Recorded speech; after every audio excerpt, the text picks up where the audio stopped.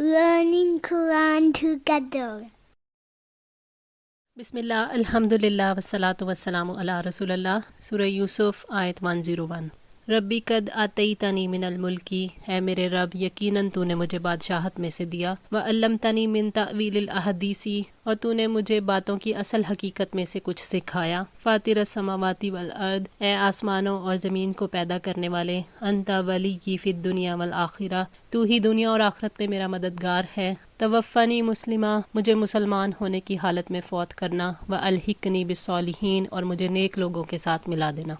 यूसुफ़ अलैहिस्सलाम को अल्लाह ताला ने ज़मीन में इक़्तिदार अता किया और घर वालों से तवील जुदाई के बाद मिला दिया, तो उन्होंने अल्लाह ताला की नेमतों का इकरार किया, उसका शुक्र अदा किया और इस्लाम पर साबित कदमी की दुआ की कि ए मेरे रब, तूने मुझे बादशाहत में से हिस्सा दिया, मुझे आसमानी किताब की तफसीर और ख्वाबों की ताबीर का इल्म सिखाया। ए आसमानों और ज़मीन के पैदा करने वाले, जिस तरह आपने दुनिया में अपनी नेमतों की तकमील की है, उसी तरह आखिरत में भी मुकम्मल फरमा दे। मुझे अम्बिया और सालिहीन के साथ शामिल फरमा, जो तेरे चुने हुए नेक बंदे हैं, उनकी रफ़ाकत नसीब फरमा। अल्लाह ताला से मुलाकात के शौक़ में जल्द मौत की तमन्ना की। हो सकता है ये उनकी शरीयत में जायज़ हो। हदीस में है कि कोई मुसीबत या तकलीफ़ से घबरा कर मौत की तमन्ना न करे, अलबत्ता जब दीन में फ़ितने का खौफ हो तो तमन्ना कर सकता है, जैसा कि फ़िरौन के जादूगरों ने इस्लाम लाने के बाद दुआ की थी, रब्बना अफ़रिग अलैना सब्रन व तवफ़्फ़ना मुस्लिमीन। और इसी तरह हज़रत मरियम अलैहिस्सलाम ने कहा था, या लैतनी मित्तु क़ब्ला हाज़ा व कुन्तु नसियम मनसिया। ज़ालिका मिन अनबाइल ग़ैबी, ये गैब की कुछ खबरें हैं। नूही इलैका, जो हम आपकी तरफ वही कर रहे हैं। वमा कुन्ता लदैहिम, और ना थे आप उनके पास। इज़ अजमाऊ अमरहुम, जब उन्होंने इत्तफ़ाक़ किया अपने मामले पर। वहुम यमकुरून, और वो चालें चल रहे थे। अल्लाह ताला ने तवज्जो दिलाई है ताकि वही का इनकार करने वाले भी ये ज़रूर सोचें कि आप तो बरादरान यूसुफ़ के साथ नहीं थे जब वो उन्हें कुएं में डालने की तदबीर कर रहे थे। अल्लाह ताला ने वही के ज़रिए इन हालात से आगाह किया। ये आपकी रसालत की खुली दलील है। वमा अक्सरुन्नासी, और नहीं अक्सर लोग, वलौ हरस्ता, और अगर चाहिर्स करें आप, बिमुमिनीन, ईमान लाने वाले, यानी आप लोगों के ईमान की शदीद ख्वाहिश रखें, तब भी अक्सर लोग ईमान लाने वाले नहीं। वो आयात पर गौर व फिक्र नहीं करते, कायनात में बिखरी हुई निशानियों पर गौर व फिक्र नहीं करते और वाक़यात को इबरत के लिए नहीं सुनते, लिहाजा ईमान से महरूम रहते हैं। चाहे ये खैर ख्वाह उन्हें तालीम देते रहें, उन्हें इन बातों की तरफ बुलाते रहें जिनमें उनके लिए ही भलाई है। वमा तसअलुहुम, और नहीं आप सवाल करते उनसे, अलैहि मिन अजरिन, इस पर किसी अजर का। इन हुआ इल्ला ज़िक्रुन लिल आलमीन, नहीं है वो मगर एक ज़िक्र तमाम जहान वालों के लिए। अल्लाह ताला ने नबी सल्लल्लाहु अलैहि वसल्लम से ये फरमाया कि आप तो नसीहत करने पर, भलाई की तरफ बुलाने पर लोगों से उजरत नहीं मांगते, आप तो अल्लाह ताला की रज़ा के लिए दुनिया के लोगों से खैर ख्वाही का मामला कर रहे हैं। ये कुरान तो जहान वालों के लिए नसीहत है। इस कुरान के ज़रिए से तो ये पता चलता है कि क्या चीज़ नफ़ामंद है और क्या नुकसानदेह है। ये कुरान तो अमल के लिए है ताकि दुनिया और आखिरत की सआदत हासिल हो। वकअय्यिम मिन आयातिन, और कितनी ही निशानियाँ हैं, फिस समावाति वल अर्द, आसमानों और ज़मीन में, यमुर्रूना अलैहा, वो गुज़रते हैं उन पर, वहुम अन्हा मुरिदून, और वो उनसे मुँह मोड़ने वाले होते हैं। यानी ज़मीन और आसमान में अल्लाह ताला की तौहीद पर गवाह कितनी ही निशानियाँ हैं, जैसे सूरज, चाँद, सितारे, बारिश, ज़मीन, पहाड़ और दरिया, दरख्त वगैरह। लोग इन पर दिन रात गौर व फिक्र किए बगैर गुजर जाते हैं। वो अपने खालिक, अपने राज़िक, अपने मालिक से बेपरवाह रहते हैं। वमा युमिनु अक्सरुहुम बिल्लाहि, और उनमें से अक्सर लोग अल्लाह ताला पर ईमान नहीं लाते, इल्ला वहुम मुशरिकून, मगर इस हाल में कि वो मुशरिक होते हैं। यानी वो अगरचा तौहीद का इकरार करते हैं और तस्लीम भी करते हैं कि अल्लाह ताला ही खालिक, राज़िक और तमाम अमूर की तदबीर करने वाला है, मगर वो तौहीद में शिरक करते हैं। अल्लाह ताला पर यकीन लाने की इलामत ये है कि जब लोगों से पूछा जाता है कि ये नीला आसमान, ये ज़मीन, ये काले पहाड़ किसने पैदा किए, तो अल्लाह ताला को बताते हैं, मगर फिर भी उसके साथ शिरक करते हैं। मुशरिक भी हालत एहराम में लब्बैक कहते हुए ये कहते थे कि अल्लाह, हम हाजिर हैं, तेरा कोई शरीक नहीं, हाँ जो शरीक हैं उनका और इन चीज़ों का तू ही मालिक है। सही मुस्लिम। इसी तरह नेक काम दिखावे के लिए किया जाए तो वो भी शिरक है। नबी सल्लल्लाहु अलैहि वसल्लम ने फरमाया, मन सल्ला युराई फ़क़द अशरक, मन सामा युराई फ़क़द अशरक, व मन तसद्दका युराई फ़क़द अशरक। जो दिखावे के लिए नमाज़ पढ़ता है वो शिरक करता है, जो दिखावे के लिए रोज़ा रखता है वो शिरक करता है, और जो दिखावे के लिए सदका करता है वो शिरक करता है।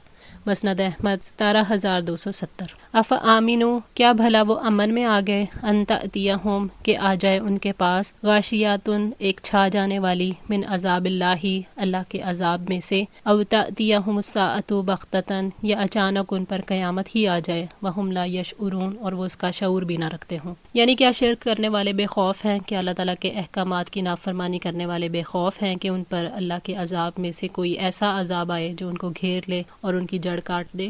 وَهُمْ لَا يَشْعُرُونَ اور وہ اس کا شعور بھی نہ رکھتے ہوں، کیونکہ وہ اللہ کے عذاب کے مستحق بن چکے، بس وہ اللہ کے ہاں توبہ کریں اور ان اسباب کو دور کریں جو ان کے لیے عذاب کا باعث ہیں۔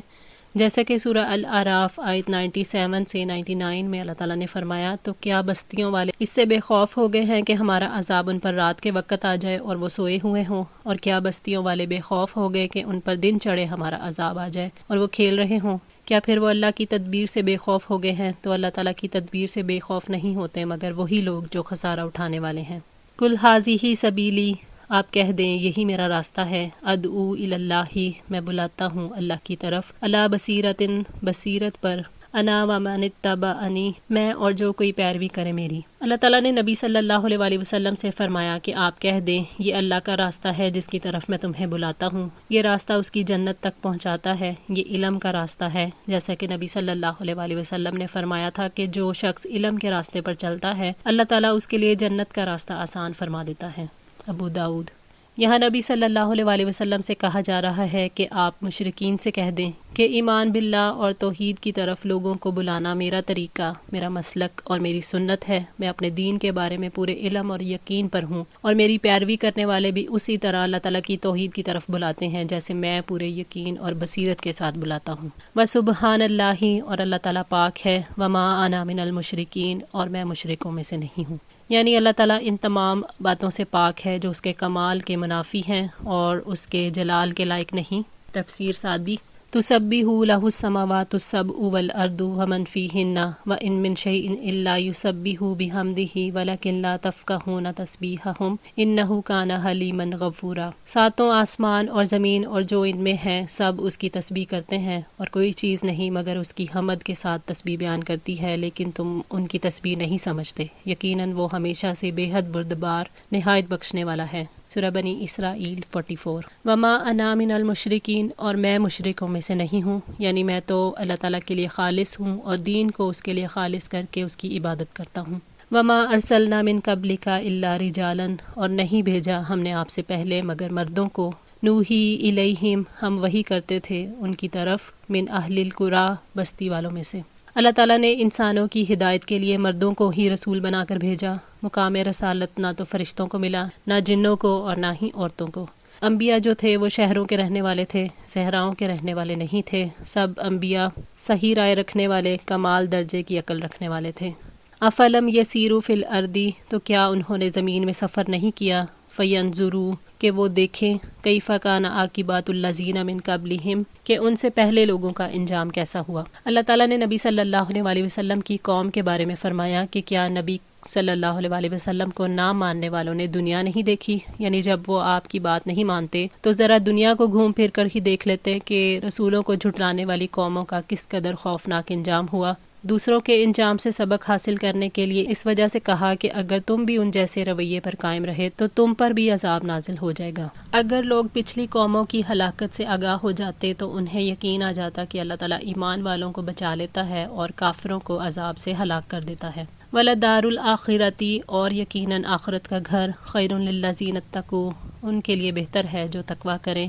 أَفَلَا تَعْقِلُونَ کیا پھر بھی تم سمجھتے نہیں؟ یعنی جو اللہ تعالیٰ سے اجر پانے کی امید میں اس کے احکامات کی فرما برداری کرتے ہیں اور اس کے عذاب کے خوف سے اس کی نافرمانی سے ڈرتے ہیں، آخرت کا گھر ان کے لیے ہی بہتر ہے کہ وہ نہ کبھی فنا ہونے والا ہے، جبکہ دنیا تو فنا ہونے والی ہے۔ آخرت کی نعمتیں کامل ہیں اور دنیا کی نعمتیں ناقص ہیں، تو کیا وہ اتنی عقل بھی نہیں رکھتے کہ اعلیٰ اور ادنیٰ کے فرق کو سمجھ سکیں؟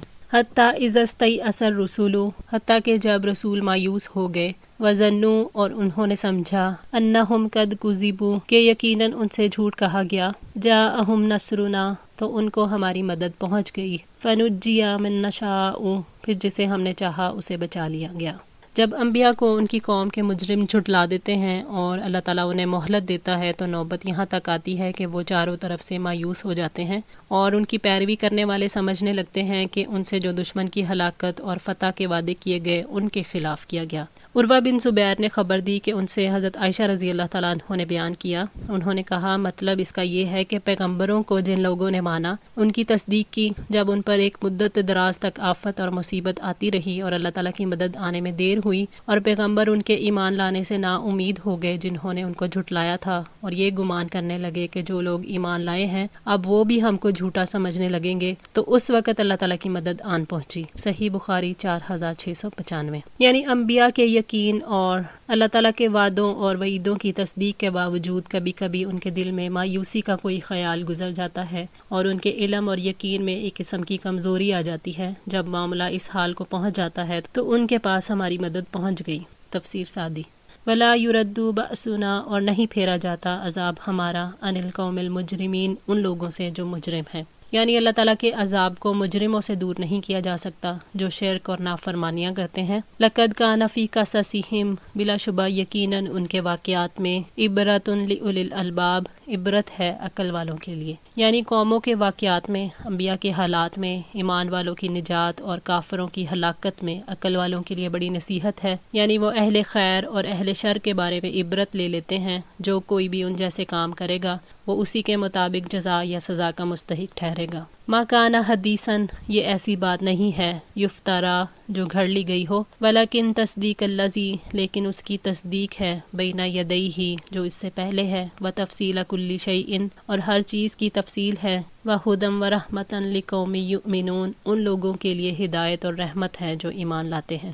یعنی قرآن پاک ایسی کتاب نہیں جسے کوئی گھڑ سکے، جس کے ذریعے اللہ تعالیٰ غیب سے آگاہ کرتے ہیں، وہ گھڑی ہوئی کہانیوں پر مشتمل نہیں ہے۔ قرآن پچھلی آسمانی کتابوں کی تصدیق کرنے والا ہے، اس میں ہر چیز کی تفصیل ہے جس کی بندوں کو ضرورت ہے۔ ایمان لانے والوں کے لیے یہ کتاب ہدایت ہے جو گمراہی سے نکالتی ہے، یعنی اس سبب سے کہ اس قرآن کے ذریعے سے انہیں جو حق کا علم حاصل ہوتا ہے اور وہ حق کو ترجیح دیتے ہیں، انہیں ہدایت حاصل ہوتی ہے، اور انہیں جو دنیا یا اخروی ثواب حاصل ہوتا ہے اس کے ذریعے سے رحمت سے نوازے جاتے ہیں۔ تفسیر سعدی۔